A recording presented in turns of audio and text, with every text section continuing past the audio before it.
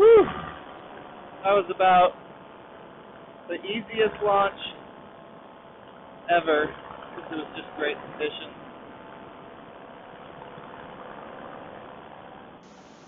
So in this video I'm flying the Palouse.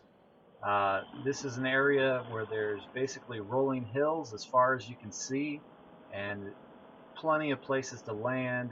It's just a gorgeous area. Lots of farmers farming wheat. On this flight I was mainly practicing just getting close to the ground and not running into it. And this is my 66th flight, so I'm still fairly new at this. So I'm kind of just barn hunting right now. See a cute red one there and a cute white one there, so I think I'll go fly around those. And I see one off in the distance out there, so I might go out there. Whoa.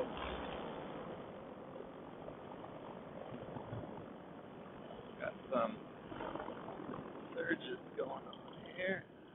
Just gonna pull off the brakes, come down a little bit lower.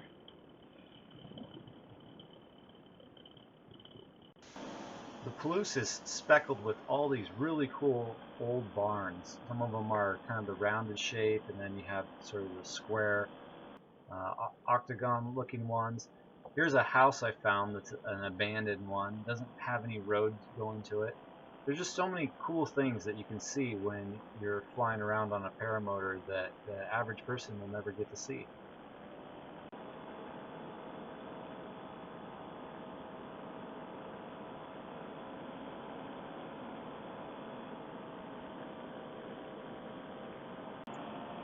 I came up over this hill and I saw a coyote or a fox, I'm not sure which, and I must have startled him because he really started taking off running there. I actually didn't know this before I got into flying. In fact, I found it out recently, but it's actually illegal to molest game animals in the state of Idaho.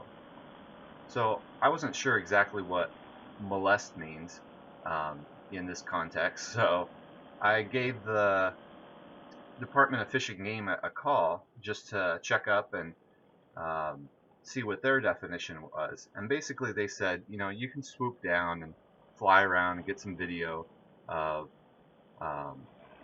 game animals for like a minute, but what they don't want is you to chase the animals for like 5 miles, causing them physical harm from exhaustion. So, you know, just use common sense, I guess, and be careful. You don't want to give the sport a bad name. So I've been a little bit more careful when I get close to deer and just try to be there for a few seconds, just play it on the safe side.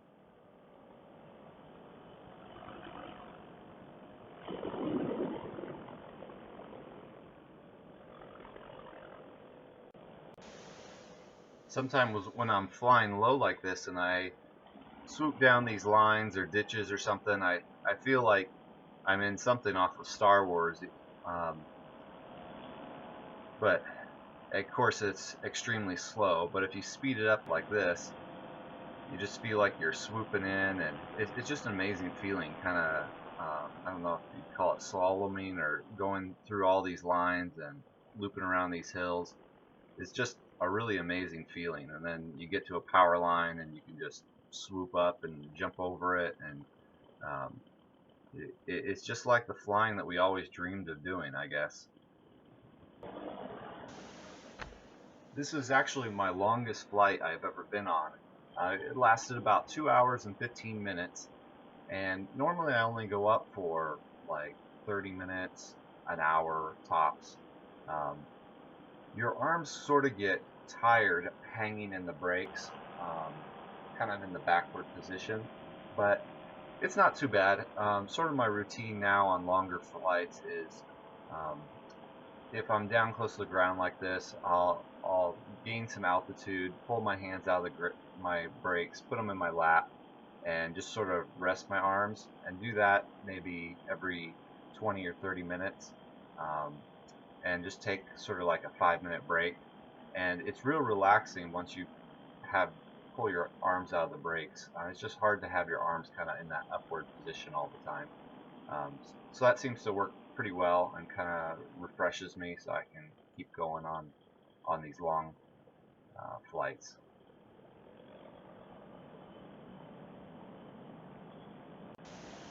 I've had quite a few people ask me how long I can stay up or how high I can fly.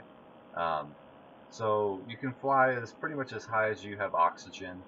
Um, so around 15,000 feet. Probably shouldn't stay up there very long.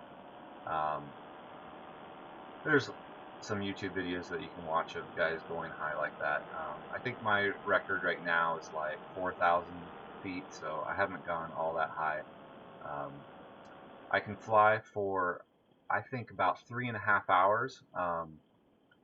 Like I said, this flight was about 2 hours and 15 minutes, and I went through about half a tank of fuel, so I still had tons of fuel. I could have stayed up for a really long time. Before getting into the sport, I think a lot of guys, we think that we're gonna fly across the country in a paramotor, and it's gonna be this mode of travel that, when we need to get something at the store, we're gonna hop in our paramotor and head over there. Well, it's kind of like that, but you really want to fly in basically zero winds. I like anything under 5 miles an hour as far as wind is concerned. Anything over 7 miles an hour, I usually regret going up just because it's a little bit. Um, there's so much turbulence that it kind of jostles me around, and it's not a relaxing flight. But you can certainly do it. Um, anything over 12 miles an hour or something, yeah, I don't think you should go up. So it's kind of weather dependent. So as a mode of transportation, not the best. Plus, my setup goes about 20 miles an hour. There's certainly faster setups. You can get smaller wings and bigger motors. Um, Most people fly with a pretty small wing because they prefer to go faster. Um, right now, I have a size large Power Atlas, and I kind of like it because you can come in really slow for landings. I mean, I can literally pull it to a stop. I don't really have to ever run on landings, which is really nice.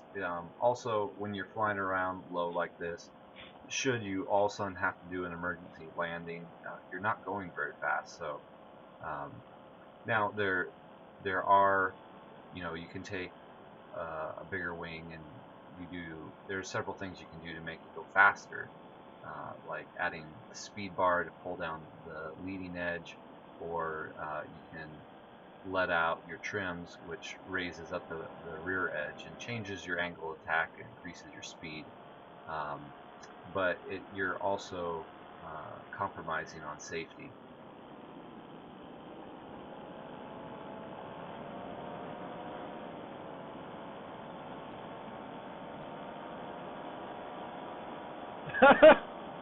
This is amazing. This is amazing.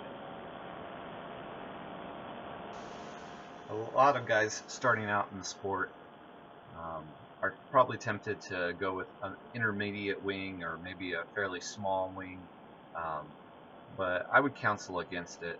The hardest thing about this sport is takeoff, and if you have a really small wing, you're gonna have to run really fast, and if you have a really advanced wing, you're gonna have a hard time um, launching, and the wing's just not going to be as easy as a beginner wing. So you'll spend more time on the ground while your friends are flying. So I would counsel just go with a beginner wing. The wings typically have a lifespan of about 300 hours, so it's not that long. My particular wing has a lifespan of 700 hours because it's thick fabric, which has some other downsides. But yeah, just go with a beginner wing. You can have tons of fun on a beginner wing. It's a great time.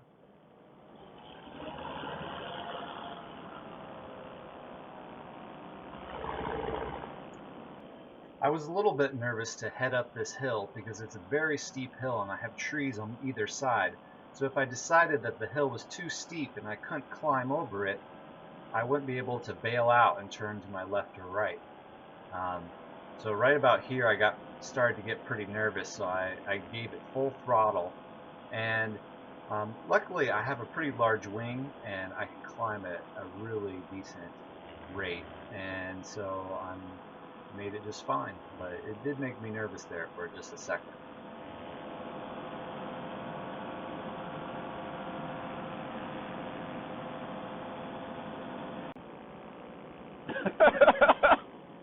This is so much fun. Oh man. Man, when the wind is nice, as it's not there, this is just so much fun. Because it's relaxing. Here I'm coming in for a landing at our campground that we camped at. The grass was really wet and I actually slipped on landing and the back of my cage just bumped the ground and put me kind of back on my feet there.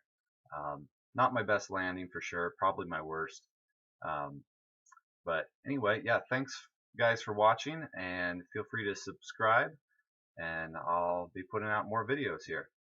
Thanks.